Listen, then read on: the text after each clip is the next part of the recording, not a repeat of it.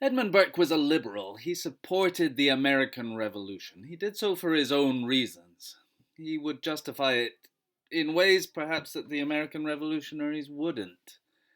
But he did support it, and he did so quite passionately at a time when most people in British political life didn't.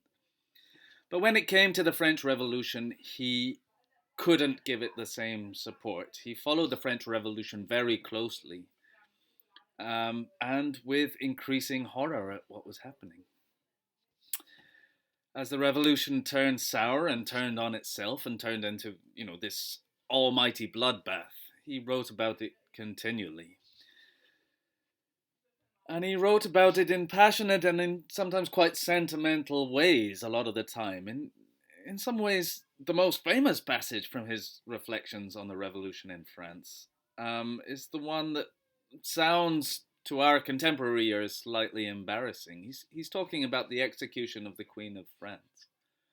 And he says, "It is now 16 or 17 years since I saw the Queen of France, then the Dauphiness, at Versailles, and surely never lighted upon this orb, which she hardly seemed to touch, a more delightful vision. Little did I dream that I should have lived to see such disasters fallen upon her in a nation of gallant men, in a nation of men of honour and of cavaliers. I thought 10,000 swords must have leapt from their scabbards to avenge even a look that threatened her with insult. But the age of chivalry is gone." From reading this passage, and this passage alone, you might believe that Burke's main point of contention with the revolution was that it was an insult to gentlemanly conduct and an insult to the honour of a lady who he seems to quite fancy. But I think that would be to do him an injustice. Burke was a journalist. He was appealing to popular opinion and popular sentiment, and that's perhaps what led him to spout the kind of drivel that you see in this passage. But he also took his ideas about the revolution and about the whole way of conceiving of political order and legitimacy, and he took them to the highest philosophical levels. He came to the defense of the ancien regime precisely because it was ancien, it was ancient, it had stood the test of time. It was part of a political tradition. Conservatism, in its baseline definition, is simply the will to conserve something, and this means whether you support it is entirely relative to what it is trying to conserve. You might well say it's good to conserve good things and bad to conserve bad things.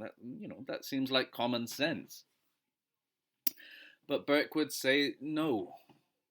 There's value in tradition for its own sake, over and above what it's a tradition of. Simply conforming to the habits that have been established over history has a political value in itself. And all that might make one wonder, well, why did he support the American Revolution in the first place?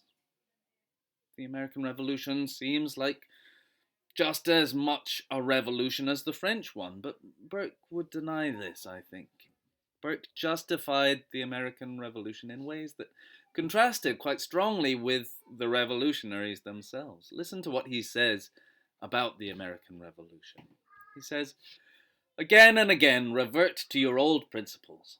Seek peace and ensue it. Leave America, if she has taxable matter in her, to tax herself. I'm not here going into distinctions of rights, nor attempting to mark their boundaries. I do not enter into these metaphysical distinctions. I hate the very sound of them. Leave the Americans as they anciently stood, and these distinctions, born of our unhappy contest, will die along with it." So you can see this is completely unlike Thomas Jefferson, what he would say, leaving America as she anciently stood. Well, the American revolutionaries were proclaiming a new country based on these new Enlightenment ideas about liberty and natural rights.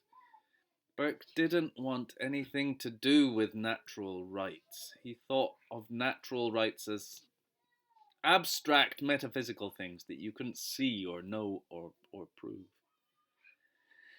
Burke supported the American Revolution, but perhaps because he didn't see it as very revolutionary. He didn't see it as starting again from scratch on a blank sheet of paper. Starting again on a blank sheet of paper is what appealed to so many about the American Revolution, and it's what appealed to so many about the American continent. That it was this chance to begin again and wipe everything clean. But this isn't what Burke valued in it. He saw the American continent really as English liberty abroad. And the American colonists were Englishmen, and that is indeed how they started off their life thinking of themselves. But Burke would say they were Englishmen in their habits and in their inclinations and in their ways of thinking about politics. And it's the state's conformity to these kind of traditional ways of doing and thinking that makes it legitimate while others aren't.